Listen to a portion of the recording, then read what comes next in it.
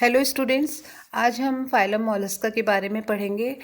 Students, आपके practical के जो सिलेबस है उसमें फाइलम मॉलस्का भी है और इसके 7-8 मेंबर्स हैं, उनको भी हम पढ़ेंगे। और ये जो टॉपिक है इसको मैं दो पार्ट हैं में आपको समझाऊंगी। ये पार्ट फर्स्ट है। इसके अंदर अपन मॉलस्का के जनरल जो की कैरेक्टर्स हैं उसके बारे में बताऊंगी और इसके क्लासिफिकेशन के बारे में बताऊंगी। और जितने भी मेंबर्स हम इसमें पढ़ेंगे या जो कोर्स में हैं आपके, उनके बारे में बताऊंगी ताकि आप उनको बनाने लग जाएं। और वो जो डायग्राम्स हैं उनको मैं व्हाट्सएप पे भी पीडीएफ बनाकर डालूंगी, तो आप उन्हें अच्छे से देखिएगा। और बहुत इजी है ये फाइलम, ध्यान से थोड़ा सा पढ़ेंगे आप तो अच्छे से याद हो जाएगा।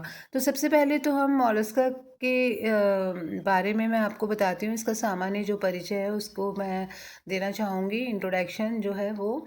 तो मॉलस्का का जो मतलब है वो है कोमल जंतु, कोमल शरीर वाले जंतु। और इनका जो शरीर होता है वो खंड विहीन भी होता है। कोमल तो होता ही है, इसके साथ सेगमेंटेड नहीं होता, सेगमेंट्स नहीं पाए जाते, कुछ को छोड़कर। मोस्टली जो है 90% खंड विहीन ही होते हैं इसके मेंबर्स।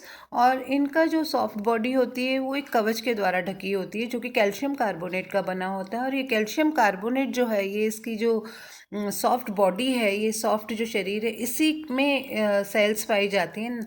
उनके द्वारा ये श्रावित किया जाता है, उनके द्वारा ये अपने शरीर के चारों ओर निर्मित किया जाता है। तो ये एक तरह से अडेप्टेशन है ताकि ये सुरक्षा कवच के रूप में काम आता है। ये इनको सुरक्षा प्रदान करता है, कहने का मतलब ये है।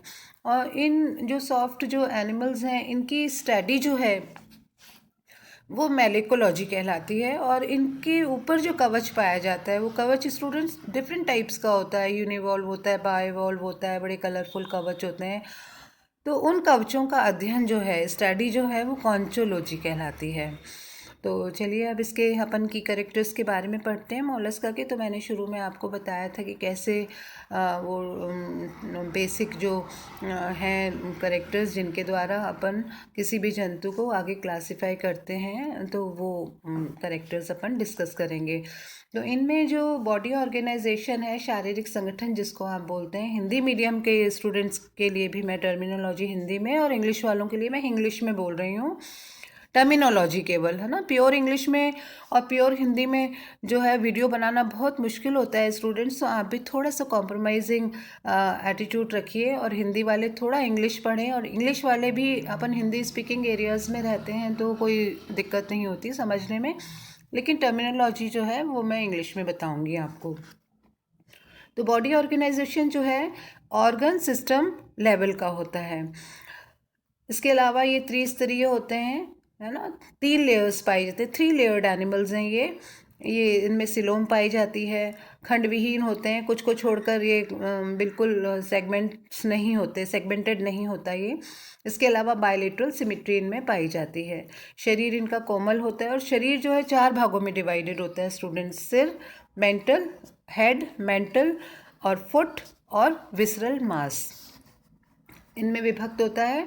और ये जो मेंटल की प्रेजेंस ऑफ मेंटल है स्टूडेंट्स, जो हेड है, फुट है और विसरल मास है, ये हर एनिमल में पाया जाता है। लेकिन मेंटल एक ऐसी संरचना है जो केवल मॉलस्का का की कैरेक्टर है, मॉलस्कन्स में ही पाई जाती है। और इनका जो कोमल शरीर की सुरक्षा जो है, इनको जो सामान्यतः कैल्शियम कार्बोनेट का बना जो कड़ा कवच होता है वो करता है, और जिसका श्रावण जो है वो ये मेंटल करती है। इनमें फुट पाया जाता है जो कि बहुत मस्क्यूलर होता है। तो ये फुट जो है गमन में भी काम आता है, मतलब लोकोमोशन में भी काम आता है। बॉटम ड्वेलर होते हैं ये, तो बिल बनाने के भी काम आता है। इसके अलावा ये पानी की सतह पर फुदक फुदक कर चलने के में भी सहायता करता है, यानी कि तैरने में भी ये सहायक होता है। तो ये काफ़ी सारे काम कर रहा है स्टूडेंट्स, तो ये सारे ध्यान रखिएगा इसके फंक्शंस। इसके अंदर जो सीलोम होती है वो डीजनरेटेड होती है। और सिलोम जो है मुख्य रूप से पेरिकार्डियल कैविटी भी कहलाती है, गोनोसील भी कहलाती है, या फिर रेनोसील के रूप में ये मॉडिफाइड होती है स्टूडेंट्स। अब जो शरीर का जो आगे का भाग है उसमें बिल्कुल क्लियर कट हेड होता है और उसके ऊपर आपको सिंपल आइज़ मिलेंगी। इसके अलावा टेंटिकल्स पाए जाते हैं जो कि छोटे बड़े 2 जोड़ी टेंटिकल्स इनमें पाए जाते हैं। और इसके अलावा और भी संविधान पाए जाते हैं जैसे ऑस्फेरिडियम वगैरह। अब जो मेंटल है उसकी हम बात करते हैं तो ये मोटा होता है, पेशीय होता है, बहुत मस्कुलर होता है, कहने का मतलब ये है। और अंदर के जितने भी इंटरनल ऑर्गन्स हैं उनको ये मेंटल घेरे रहता है, इसीलिए इसको जो है मतलब अंदर के ऑर्गन्स को घेरे रहता है। तो अंदर के ऑर्गन्स और जो कवच होता है उसके बीच में ये पाया जाता है मेंटल। और उसके बीच में जो कवच और मेंटल और अंदर के जितने भी ऑर्गन्स हैं उनके बीच में जो गुहा पाई जाती है उसमें गिल्स पाए जाते हैं जो कि श्वसन का काम करते हैं। इसके अलावा जो पाचन है वो पाचन तंत्र जो होता है पूर्ण विकसित होता है इसमें। और इसमें एक पाचक ग्रंथि पाई जाती है और एक यकृत या यकृताशय पाई जाती है। हिपैटोपैंक्रियास कहने का मतलब ये वो पाई जाती है।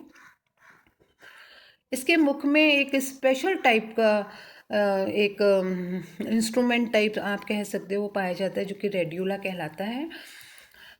और ये जो रेड्यूला है ये भोजन को चबाने के काम आता है। जो ये कुतरता है जिस चीज़ को, ये बिल्कुल शाकाहारी होता है और ये जब किसी वनस्पति को कुतर के खाता है तो ये रेड्यूला जो है इसको, जैसे मिक्सी अपनी काम करती है ना वैसे ही ये भी काम करता है। रेतनांग कहलाता है हिंदी में।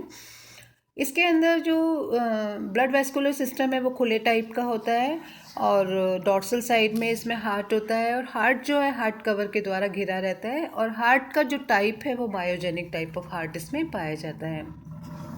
तो ये वर्ड आप याद रखिएगा, मायोजेनिक टाइप ऑफ हार्ट पाया जाता है इसमें। इनमें जो है रंगहीन या नीले रंग का ये होता है, रक्त होता है जो कि हीमोसाइनिन नाम के जो श्वसन वर्णक होता है या कह सकते हो आप रेस्पिरेटरी पिगमेंट जो होता है वो इनमें पाया जाता है, इसीलिए ये नीले रंग का होता है। इसके अलावा जो श्वसन जो है वो त्वचा द्वारा भी होता है, गिल्स द्वारा भी होता है। और इसके अलावा गिल्स जो है और इसके अलावा लंग्स के द्वारा भी इनमें श्वसन होता है। इनके अंदर एक्सक्रीटरी जो एक्सक्रीशन है उसमें मेटानेफ्रिडिया पाए जाते हैं या किडनीज की सहायता से इनमें एक्सक्रीशन होता है। और इसके अलावा जो इनमें दो ऑर्गन्स पाए जाते हैं, ऑर्गन ऑफ बॉजेनस और ऑर्गन ऑफ कैबर। ये जो है ये उत्सर्जन के ऑर्गन्स हैं, इनका आप स्टूडेंट्स ध्यान रखिएगा इन दोनों नाम का, बोजेनस के अंग और केबर के अंग, ऑर्गन ऑफ बोजेनस एंड ऑर्गन ऑफ केबर। इनमें जो तंत्रिका तंत्र है वो पेयर्ड इसमें गैंग्लियॉन्स पाए जाते हैं, कमिशर्स पाए जाते हैं, कनेक्टिव्स पाए जाते हैं इसमें। और ये प्रमुख रूप से इसमें जो हेड है, फुट है और जो अंदर का जो है इन विसरल गैंग्लियन ये पाया जाता है इसमें। इसमें आंखें पाई जाती हैं, नेत्र जिसको बोलते हो आप हिंदी में। और इसके अलावा इनमें स्टैटोसिस्ट पाया जाता है, टेंटिकल्स पाए जाते हैं और इसके अलावा ऑस्फेरिडियम आदि संवेदांग इसमें पाए जाते हैं। ये पृथकलिंगी होते हैं, इनमें एक दो या चार जो है जनन ग्रंथियां पाई जाती हैं और जनन ग्रंथियों में जनन वाहिकाएं भी पाई जाती हैं।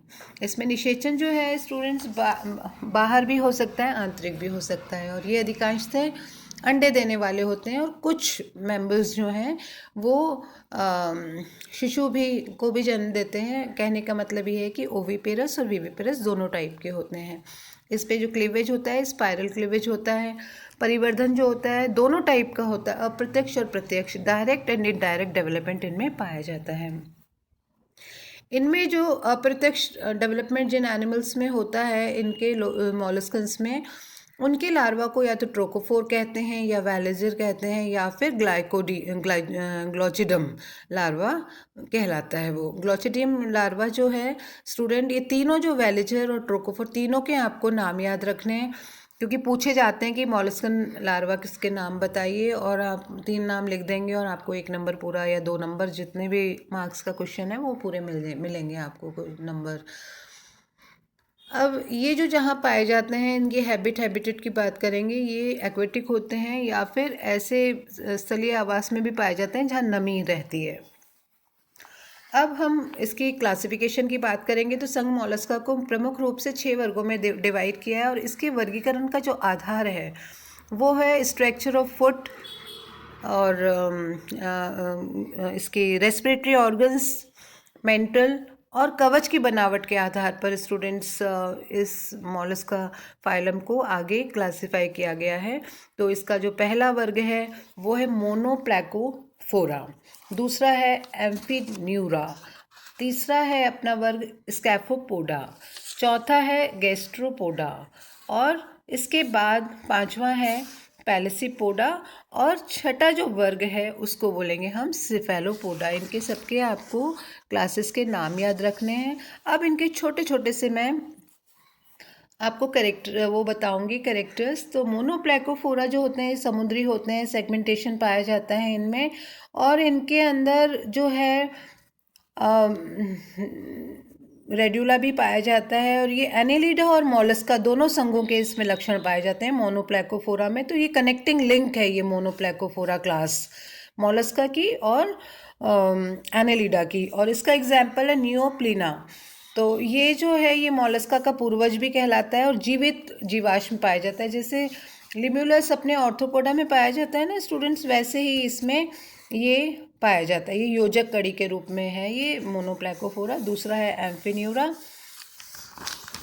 इसके एम्फीन्यूरा का जो हम पढ़ेंगे मेंबर्स वो हम पढ़ेंगे काइटन के बारे में। और भी बहुत सारे मेंबर्स हैं लेकिन आपके कोर्स में जो है हम केवल उसी के बारे में पढ़ेंगे।